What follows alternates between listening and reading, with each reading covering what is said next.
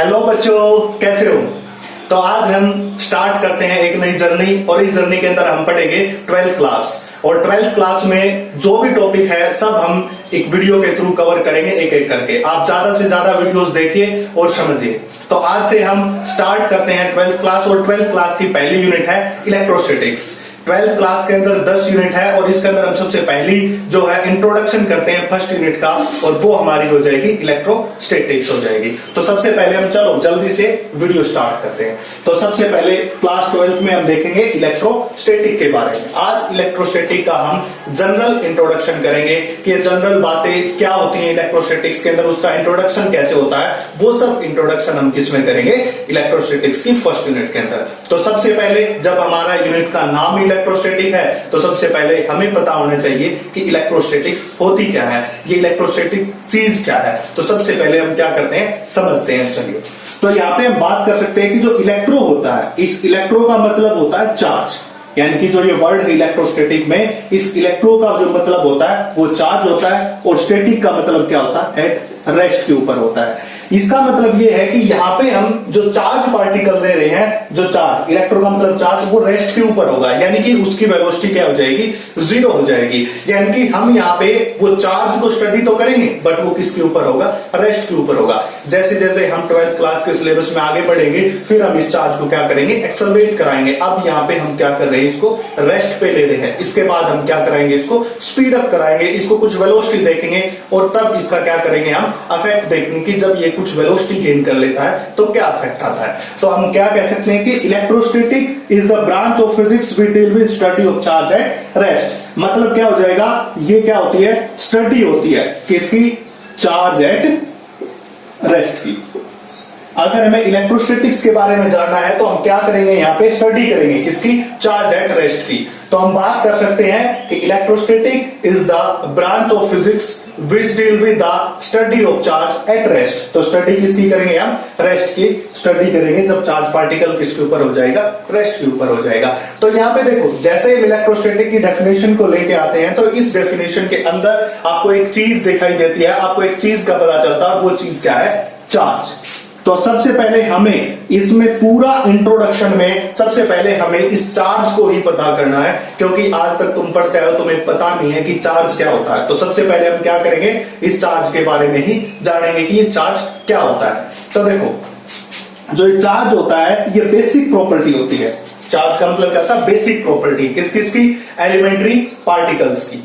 Charge basic property होती है elementary particles की, किसकी टर्म्स के अंदर, एनर्जी की टर्म में और फोर्स की टर्म में। इसका मतलब ये होता है कि जो इलेक्ट्रोस्टैटिक में हम चार्ज पढ़ रहे हैं, ये चार्ज एक क्या चीज होती है, ये बेसिक प्रॉपर्टी होती है किस पार्टिकल की, एलिमेंट्री पार्टिकल। एलिमेंट्री पार्टिकल कौन कौन से, इलेक्ट्रॉन, प्रोटॉन, न्यूट्रॉन, इन सब की। किसकी टर्म में, एनर्जी की टर्म में और फोर्स की टर्म में। आपने देखा होगा कि जो फोर्स होता है वो किसके बराबर होता है, K1 K2 बाय में R स्क्वायर। ये क्या होता है, कूलम्ब्स लॉ के according.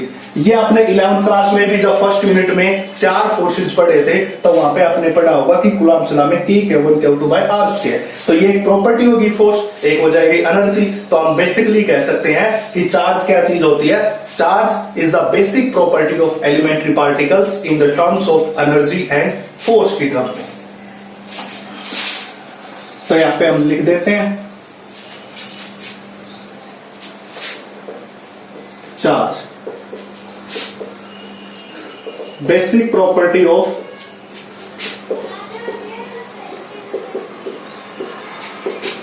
Elementary particles. Elementary particle में कौन कौन आता है, electron, proton, neutron, in terms of energy and forces. Energy और फोर्स की टर्म के अंदर ये बेसिक प्रॉपर्टी होती है किनकी, एलिमेंट्री पार्टिकल की। इसको हम क्या कहते हैं, चार्ज कहते हैं। इसके बाद जब हम स्टडी कर रहे थे, चार्ज के बारे में जानकारी हमें मिल रही थी, तो इस टाइम के ऊपर एक साइंटिस्ट आए जिसका नाम था बेंजामिन फ्रैंकलिन नाम था।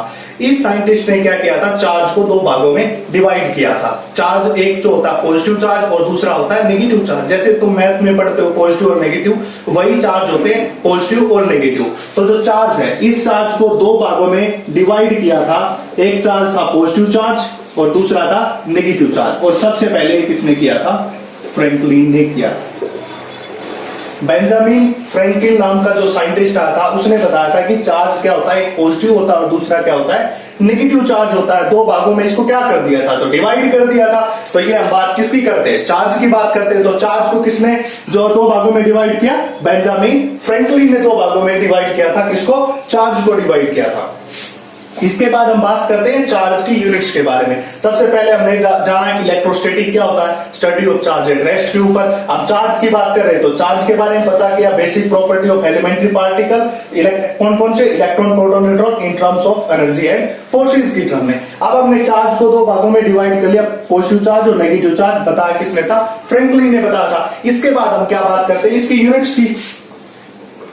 देखो जो चार्ज होता है, इसकी जो यूनिट्स होती हैं, जो चार्ज होता है उसकी यूनिट्स क्या होती है, इसकी अलग अलग यूनिट होती है। आपको सिर्फ एक ही यूनिट बताई गई होगी और वो यूनिट बताइए कूलाम की। चार्ज की यूनिट क्या होती है, कूलाम होती है, बट इसकी अलग अलग स्केल के ऊपर अलग अलग यूनिट्स होती है। अगर हम इसकी इलेक्ट्रोमैग्नेटिक यूनिट की बात करें, इलेक्ट्रोमैग्नेटिक यूनिट जो चार्ज की होती है वो क्या होती है, EMU। और अब कूलाम ये यूनिट होती है।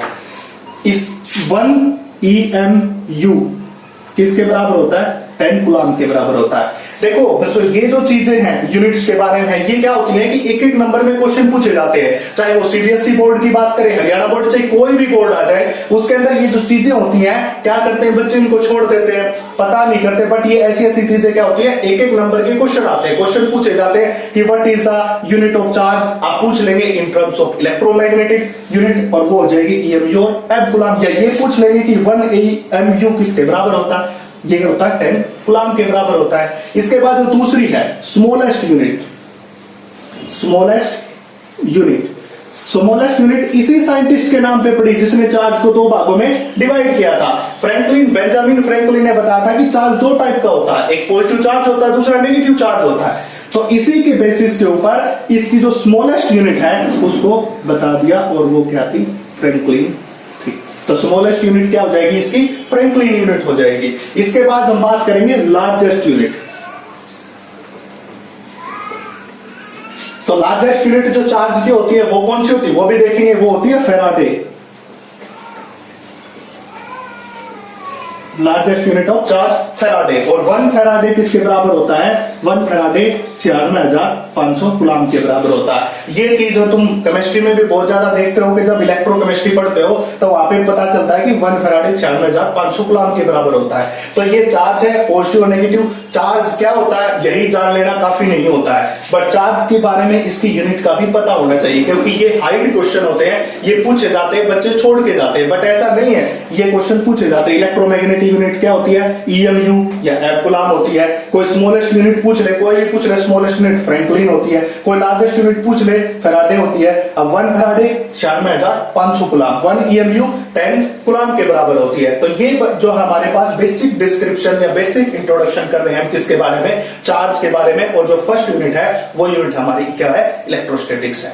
इसके बाद हम क्या करते हैं कि चार्ज जो है, इस चार्ज की प्रॉपर्टीज देखते हैं। ये जो हमने पढ़ा ये सिर्फ आपकी बेसिक नॉलेज को बढ़ाता है। यहाँ पे सिर्फ क्वेश्चन आने के चांसेस बहुत ही कम होते हैं। इसके बाद जब से ज्यादा जो क्वेश्चन पूछे जाते हैं वो कहां से पूछे जाते हैं, वो हम बात करते हैं प्रॉपर्टी ऑफ चार्ज के बारे में। यहां से सबसे ज्यादा क्वेश्चन आते हैं, इस पार्ट से सबसे ज्यादा क्वेश्चन पूछे जाते हैं, चाहे कोई भी बोर्ड हो। और कई बार तो यहां से नीट, IIT और PMT वगैरह में भी क्या होते हैं, क्वेश्चन आते हैं। जो एक छोटा सा क्वेश्चन होता है, बच्चे छोड़ जाते हैं, बच्चे समझते नहीं है, तो वो वहां से भी क्वेश्चन आ जाता है। अगर आपको किसी भी कंपटीशन एग्जाम के अंदर आपको जाना है तो वहां पे भी आपको ये बेसिक चीजें पता होनी चाहिए। तो चलो बात करते हैं उनके बारे में।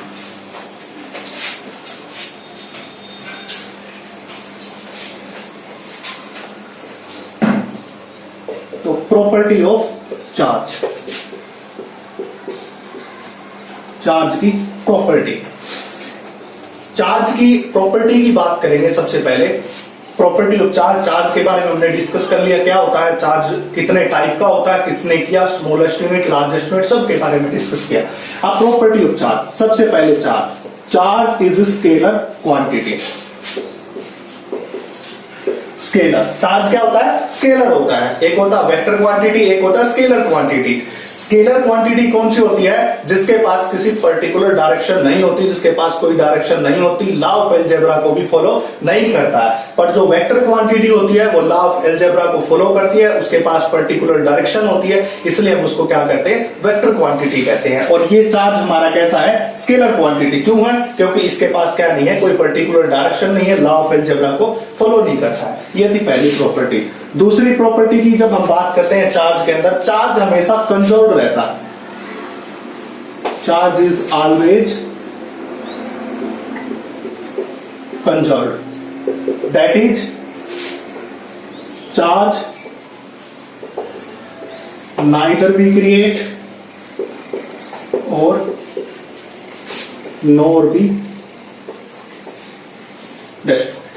ये बात हम कैसे समझते हैं, जैसे कि हम समझते हैं कि आत्मा अमर है, ना मरती है ना खत्म होती है, उसी प्रकार जो होता है चार्ज हमेशा कंजर्व्ड रहता है। चार्ज को ना तो क्रिएट किया जा सकता, ना ही खत्म किया जा सकता, हमेशा क्या रहता है, कंजर्व्ड रहता है। बट अगर हम क्रिएट नहीं कर सकते, हम बढ़ा नहीं सकते, खत्म नहीं कर सकते, तो क्या कर सकते हैं, चार्ज को ट्रांसफर किया जा सकता है एक बॉडी से दूसरी बॉडी के अंदर। But we can transfer charge from one body to another body।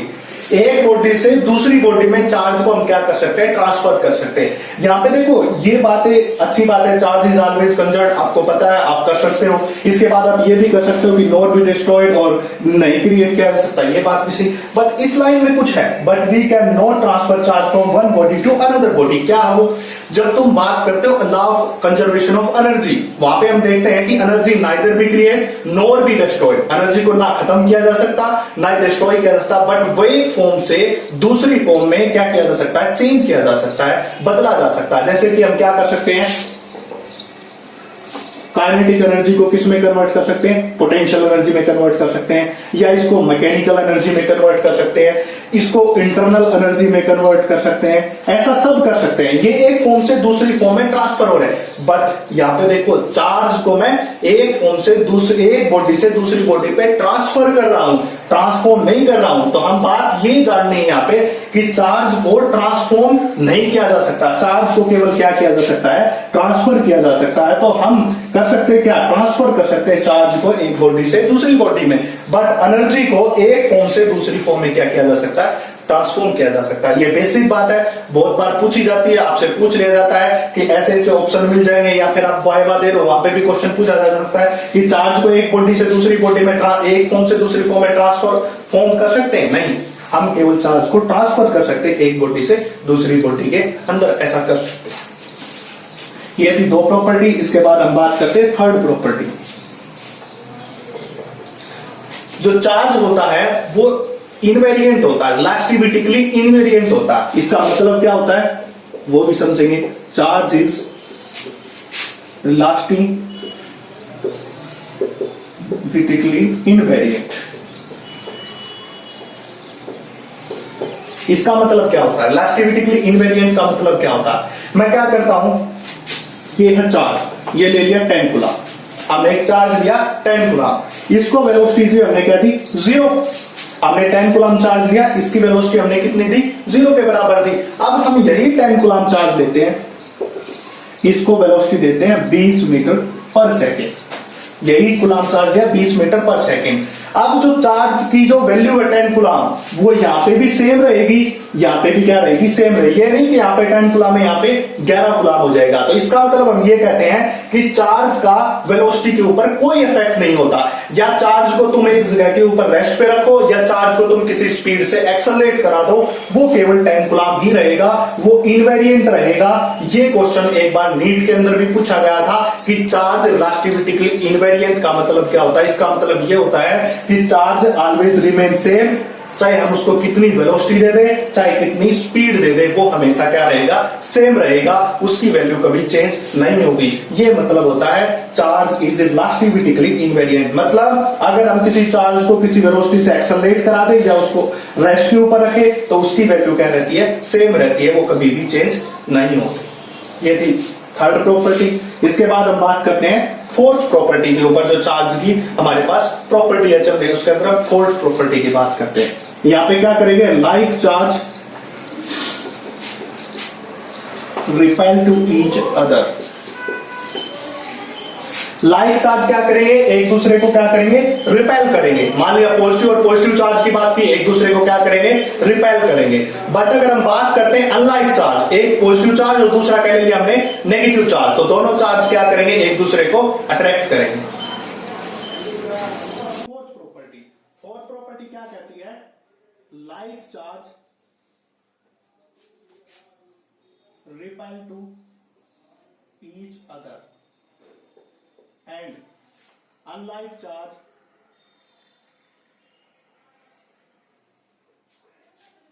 attract to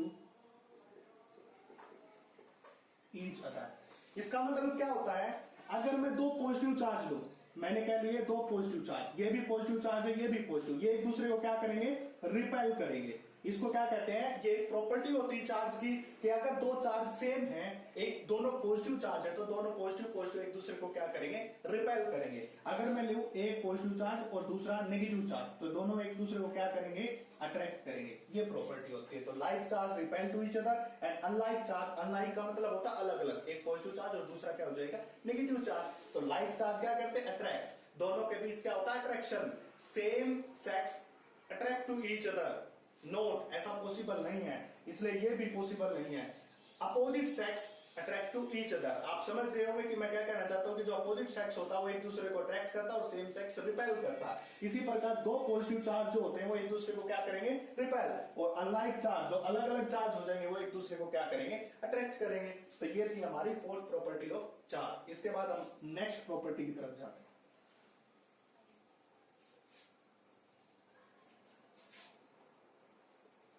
property number 5।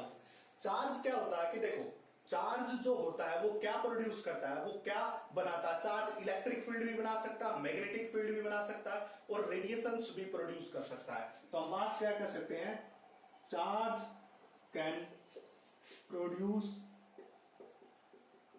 Electric field,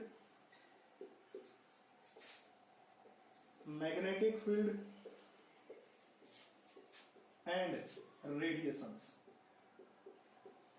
ये तीनों काम कर सकता है। रेडिएशंस का मतलब क्या होता है, एनर्जी होती है। इलेक्ट्रिक फील्ड तुम्हें पता है, मैग्नेटिक फील्ड, और तीसरा क्या होता है, रेडिएशंस। रेडिएशंस क्या होता है, रेडिएशंस एनर्जी, इसको तुम लिख सकते हो रेडिएशंस एनर्जी। अब कैसे करता, देखो सबसे पहले मैंने एक ये चार्ज ले लिया, ये क्यों चार्ज है, इसकी जो वेलोसिटी मैंने इसको क्या दे दी, जीरो वेलोसिटी। अगर मैं इसको जीरो वेलोसिटी दूंगा तो केवल ये क्या बढ़ाएगा, इलेक्ट्रिक फील्ड, केवल क्या बढ़ाएगा, इलेक्ट्रिक फील्ड। ये यहां पे मैंने इसको वेलोसिटी जीरो दी है, यहां पे वेलोसिटी जीरो दी, तो ये क्या बनाता है, इलेक्ट्रिक फील्ड। यहां पे मैग्नेटिक फील्ड कितना होगा, जीरो होगा। यहां पे एक इंपॉर्टेंट बात है, देखो जब मैंने इस चैप्टर को स्टार्ट किया था, इसका इंट्रोडक्शन स्टार्ट किया था, तो वहां पे हमने क्या बताई थी कि जो ब्रांच है फिजिक्स की इलेक्ट्रोस्टैटिक में क्या होती है, study of charge at rest. अगर चार्ज रेस्ट के ऊपर होगा तो वो क्या बनाएगा, केवल इलेक्ट्रिक फील्ड बनाएगा, मैग्नेटिक फील्ड नहीं बनाएगा। और हम यहाँ पे क्या स्टडी कर रहे हैं इस यूनिट के अंदर, चार्ज को रेस्ट के ऊपर स्टडी कर रहे हैं। अगर हम चार्ज को रेस्ट के ऊपर स्टडी कर रहे हैं तो यहाँ पे क्या हो जाएगी, वेलोसिटी जीरो, इलेक्ट्रिक फील्ड होगा, मैग्नेटिक फील्ड जीरो होगा। अगर इसकी बजाय मैं इस चार्ज को वेलोसिटी दे दूं बट कांस्टेंट वेलोसिटी, कैसी वेलोसिटी दे दूं, कांस्टेंट वेलोसिटी दे दूं, कांस्टेंट वेलोसिटी दे दूं तो इलेक्ट्रिक फील्ड भी होगा, मैग्नेटिक फील्ड भी होगा, इलेक्ट्रिक फील्ड भी होगा एंड मैग्नेटिक फील्ड भी होगा, but no radiation energy. But यहां पे कोई रेडिएशन एनर्जी नहीं होगी। इलेक्ट्रिक फील्ड होगा, मैग्नेटिक फील्ड होगा, रेडिएशन एनर्जी नहीं होगी। मैंने तीन चीज बताई, चार्ज क्या क्या प्रोड्यूस कर सकता है, इलेक्ट्रिक फील्ड प्रोड्यूस कर सकता है, मैग्नेटिक फील्ड प्रोड्यूस कर सकता है, रेडिएशन एनर्जी प्रोड्यूस कर सकता है। अगर हम चार्ज को लेते हैं और उसकी वेलोसिटी जीरो कर दें तो वो क्या प्रोड्यूस करेगा, इलेक्ट्रिक फील्ड प्रोड्यूस करेगा। अगर हम उसकी वेलोसिटी को कांस्टेंट कर दें तो वो इलेक्ट्रिक फील्ड भी बनाएगा, मैग्नेटिक फील्ड भी बनाएगा, पर कोई रेडिएशन एनर्जी नहीं रहेगा। अगर तीसरा, अगर मैं इसी चार्ज को वेलोसिटी दे दूं बट वो वेलोसिटी कांस्टेंट वेलोसिटी के बराबर नहीं है, तो ये क्या बनाएगा, ये इलेक्ट्रिक फील्ड भी बनाएगा, मैग्नेटिक फील्ड भी बनाएगा एंड रेडिएशन एनर्जी भी देगा। ये तीनों देगा रेडिएशन एनर्जी। इलेक्ट्रिक फील्ड भी बनाएगा, मैग्नेटिक फील्ड भी बनाएगा और तीसरी क्या देगा, रेडिएशन एनर्जी भी देगा। तो हमने ये कौन सी प्रॉपर्टी पढ़ी, फिफ्थ प्रॉपर्टी। फिफ्थ प्रॉपर्टी क्या होती है कि charge electric field, magnetic field, radiation energy तीनों बना सकता है। कब बनाएगा, कौन सी कंडीशन में बनाएगा, वो हमने बता दी। अगर वेलोसिटी जीरो तो केवल इलेक्ट्रिक फील्ड, अगर वेलोसिटी कांस्टेंट तो इलेक्ट्रिक फील्ड और magnetic field but no radiation energy. अगर वेलोसिटी कांस्टेंट नहीं है तो इलेक्ट्रिक फील्ड भी, मैग्नेटिक फील्ड भी और रेडिएशन एनर्जी तीनों के तीनों क्या बनाएगा, ये बनाएगा। इसके बाद हम बात करते हैं नेक्स्ट प्रॉपर्टी, और जो नेक्स्ट प्रॉपर्टी है चार्ज की वो कौन सी है, नेक्स्ट प्रॉपर्टी हमारे पास सिक्स प्रॉपर्टी। क्या होता है, charge always residue on outer surface of conductor. हम क्या बात करते हैं, कंडक्टर की बात करते हैं। तो सबसे पहले हमें पता होना चाहिए कि कंडक्टर क्या होता है। कंडक्टर वो चीज होता है जो इलेक्ट्रिसिटी को इजीली क्या कर देता है, अपने अंदर से पास होने देता है। यानी कि वो क्या करेगा, हम उसको इलेक्ट्रिसिटी देंगे तो आसानी से उसको क्या होने देगा, पास होने देगा। तो हमने क्या बात की, ये कंडक्टर आ गई, ये कंडक्टर हमने ले लिया, ये कंडक्टर हम ले चुके हैं। ये कंडक्टर की बात करते हैं। इस कंडक्टर को हम क्या दे रहे हैं, बाहर से पॉजिटिव चार्ज दे रहे हैं, मान लिया जाए। आप नेगेटिव चार्ज भी दे सकते हो, जरूरी नहीं है पॉजिटिव चार्ज, आप नेगेटिव भी दे सकते हैं। तो हमने ले लिया, हमने इसको कैसा चार्ज दिया, पॉजिटिव चार्ज दिया। जब पॉजिटिव चार्ज देते हैं तो ये सारा चार्ज क्या हो जाता है, आउटर सरफेस के ऊपर क्या हो जाता है, रेजिड्यू हो जाता है, यहाँ पे आ जाता है। अंदर जो चार्ज हो जाएगा, यहाँ पे चार्ज किसके बराबर होता है, जीरो के बराबर होता है। तो आउटर सरफेस के ऊपर चार्ज रहेगा, अंदर चार्ज जीरो हो जाएगा। इसलिए हम कहते हैं कि हमेशा जो आउटर सरफेस के कंडक्टर के ऊपर चार्ज आ जाता है जब हम इसको चार्ज प्रोवाइड करते हैं। नेक्स्ट प्रॉपर्टी देखते हैं, सेवंथ प्रॉपर्टी देखते हैं, सातवीं property, charge is quantized. Charge is quantized. देखो चार्ज क्या होता है, क्वांटाइज्ड होता है। चार्ज क्वांटाइज का मतलब क्या होता है, इसका मतलब समझेंगे। इसका मतलब ये होता है कि मान लीजिए बॉडी है, इस बॉडी के ऊपर चार्ज है, क्या ये चार्ज हमेशा क्या होता है, integral multiple of electronic charge. ये क्या होता है, इलेक्ट्रॉनिक चार्ज। तो क्या कहता है, चार्ज इज क्वांटाइज्ड, कि अगर किसी बॉडी के ऊपर हमें चार्ज पता करना, हमें कोई बॉडी दे दी जाए और बोले कि इस बॉडी के ऊपर चार्ज, तो वो चार्ज क्या होता है, integral multiple of electronic charge होता है। यानी कि अगर हम इसको लिखे क्या is equal to N into E plus minus, मतलब क्या होता है, ये प्लस का भी हो सकता है और ये माइनस का भी हो सकता है। तो क्या होता है, ये integral multiple of electronic charge, इसको हम क्या कहते हैं, चार्ज इज क्वांटाइज्ड। तो हम क्या कर सकते हैं, according to quantization of charge, charge on any body, किसी भी बॉडी के ऊपर charge is always integral multiple of electronic charge. वो किसके बराबर होता है, integral multiple of electronic charge के बराबर होता है। तो आज की वीडियो में बच्चों हम इतना ही देखेंगे और बाकी हम करेंगे नेक्स्ट वीडियो के अंदर। मेरे चैनल को ज्यादा से ज्यादा शेयर और सब्सक्राइब करें, आपको ऐसी ज्यादा से ज्यादा वीडियो मिलती रहेगी। Thank you so much.